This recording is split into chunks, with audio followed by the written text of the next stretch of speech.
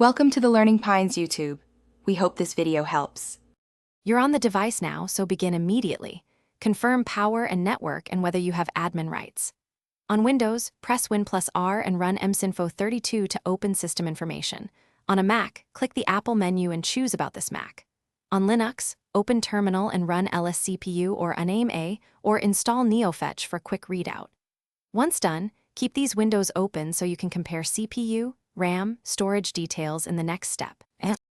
Now you'll extract the detailed specs and learn why they matter. In System Information or About This Mac, find CPU model, core/thread counts and base versus boost clocks so you understand performance capability. Then inspect RAM, total GB, speed in megahertz, and how many slots are occupied to plan upgrades.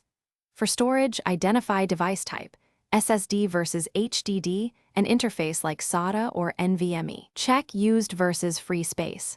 Make sure to record model numbers and capacities.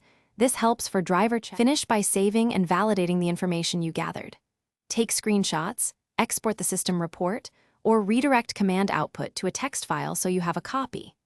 Then verify drivers and firmware are current and run a quick benchmark or disk health check to ensure components behave as expected.